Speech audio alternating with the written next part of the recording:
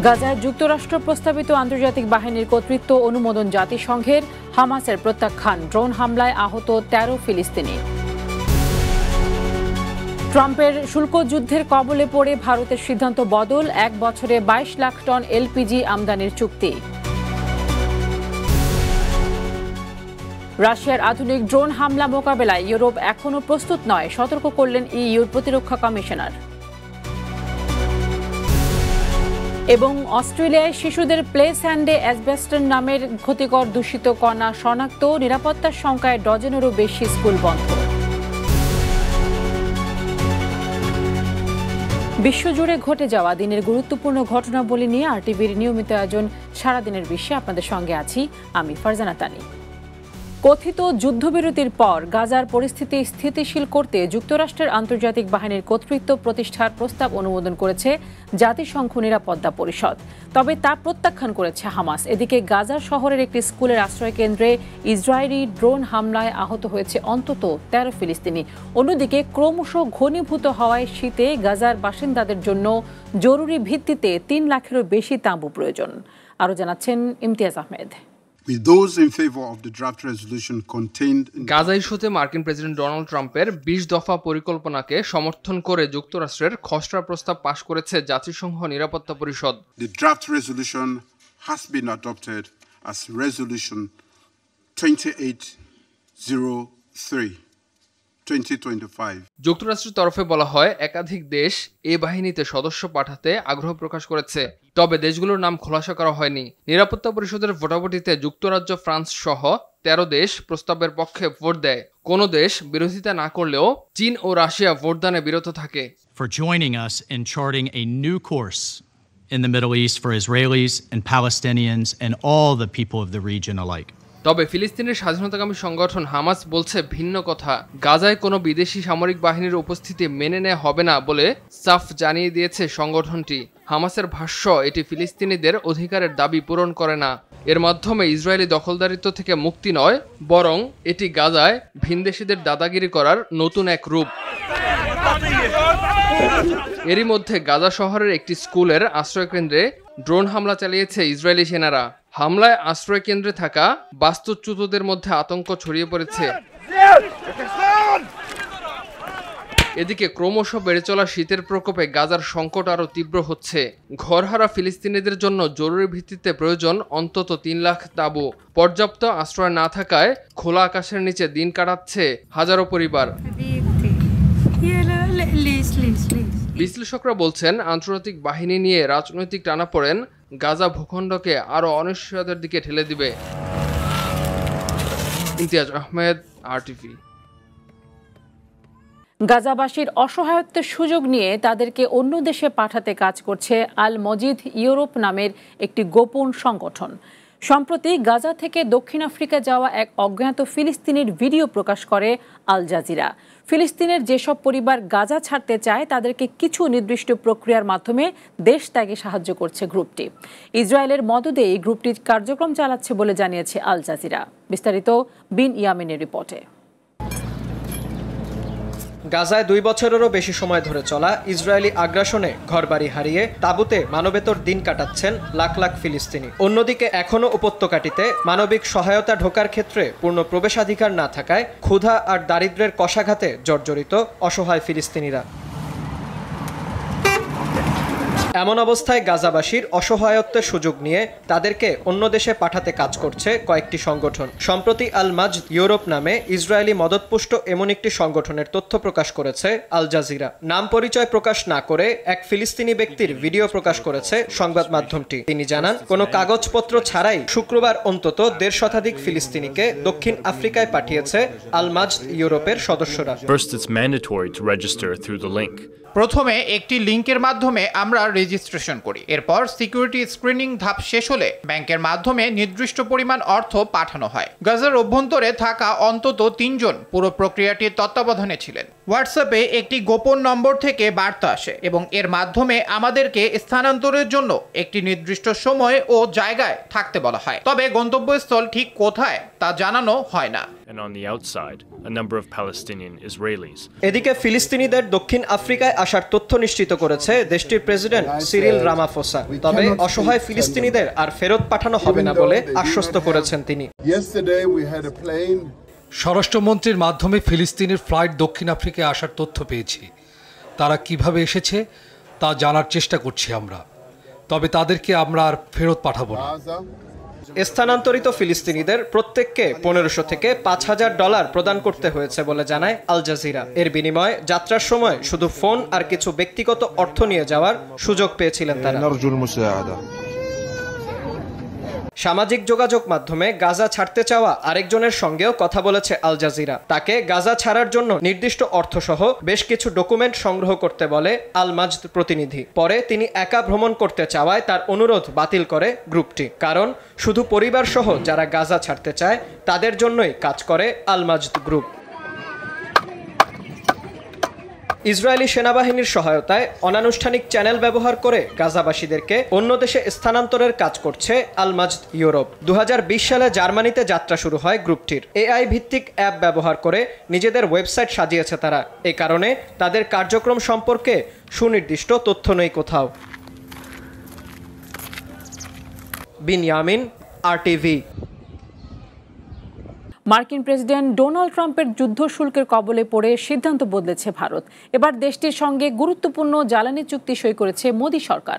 আর এই চুক্তির আওতায় দিল্লিতে ব্যবহৃত মোট তরলীকৃত পেট্রোলিয়াম গ্যাস বা LPGর প্রায় 10% সরবরাহ করবে ওয়াশিংটন। রুশ তেল কেনা নিয়ে দিল্লিকে চাপ দিয়ে আসছিল ট্রাম্প প্রশাসন। আরও জানাচ্ছেন ইমতিয়াজ আহমেদ। ভারতের প্রধানমন্ত্রী নরেন্দ্র মোদীকে বন্ধু আখ্যা দেয়া মার্কিন প্রেসিডেন্ট ডোনাল্ড ট্রাম্প এবার অনেকটা ইউটার্ন নিয়েছেন। গেল আগস্টে ভারত যুক্তরাষ্ট্রের সম্পর্ক তলানিতে ঠেকে। সে সময় মার্কিন প্রেসিডেন্ট ভারতীয় পণ্যে শুল্ক বাড়িয়ে 50% উন্নীত করেন। ওয়াশিংটনের অভিযোগ ছিল রাশিয়ার কাছ থেকে কম দামে তেল কিনে মস্কোকে যুদ্ধ চালিয়ে যেতে সহযোগিতা করছে নয়াদিল্লি।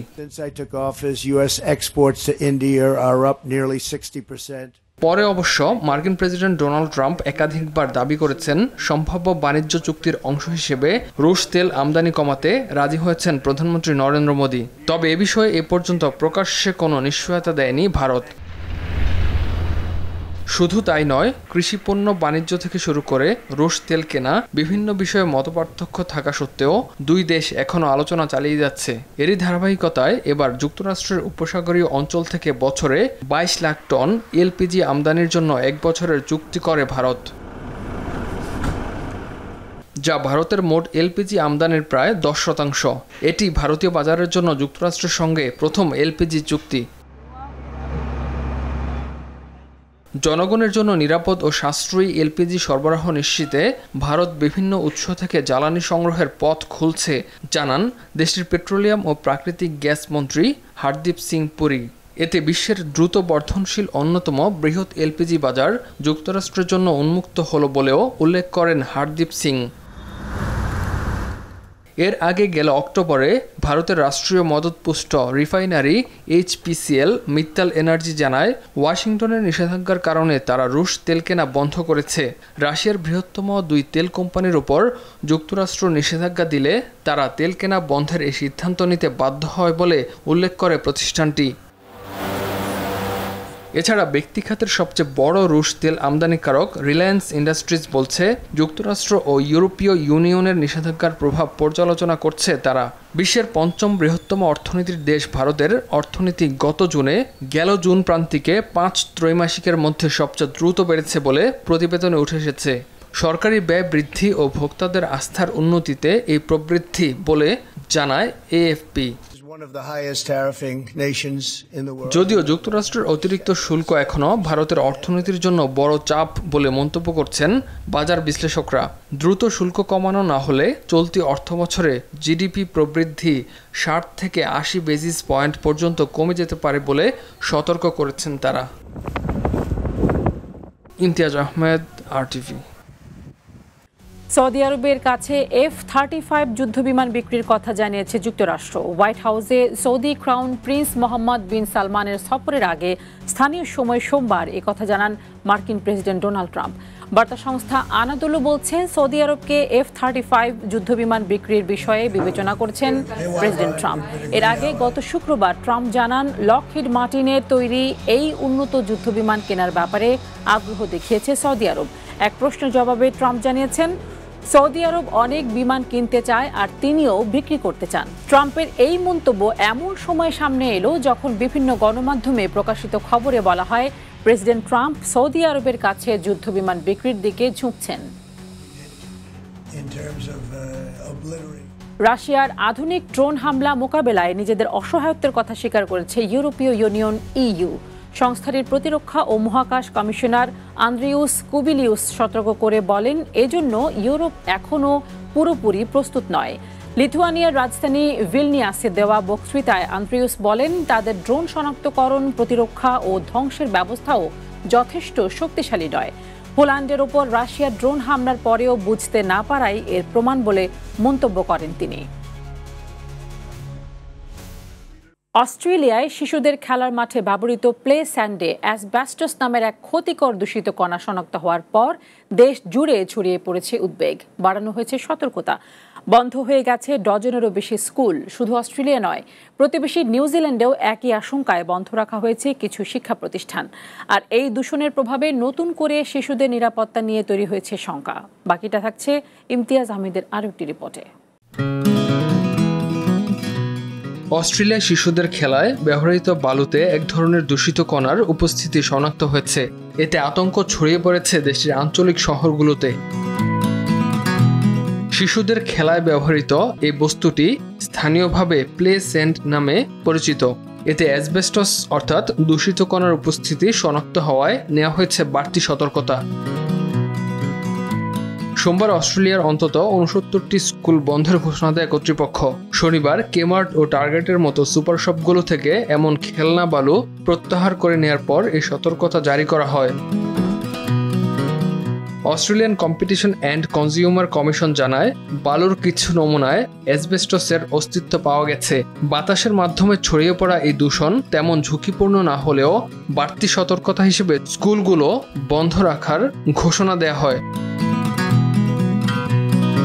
দেশটির শিক্ষামন্ত্রী ইয়েভেট বেরি জানান, এ পর্যন্ত যেসব স্কুলে বাতাসের মান পরীক্ষা করা হয়েছে সেগুলোর সব ফলাফলই নেগেটিভ এসেছে। এর আগে শুক্রবার অফিস ওয়ার্কস থেকে বিক্রি হওয়া রঙিন বালুতে শনাক্ত হওয়া অ্যাসবেস্টসের বিষয়েও সতর্কতা জারি করা হয়। ফলে বেশ কয়েকটি স্কুল তাৎক্ষণিকভাবে আংশিক বা পুরোপুরি বন্ধ করে দেওয়া হয়। স্থানীয় সময় সোমবার নিউজিল্যান্ডেও একই কারণে অন্তত 2টি স্কুল বন্ধ রাখার সিদ্ধান্ত নেওয়া হয়।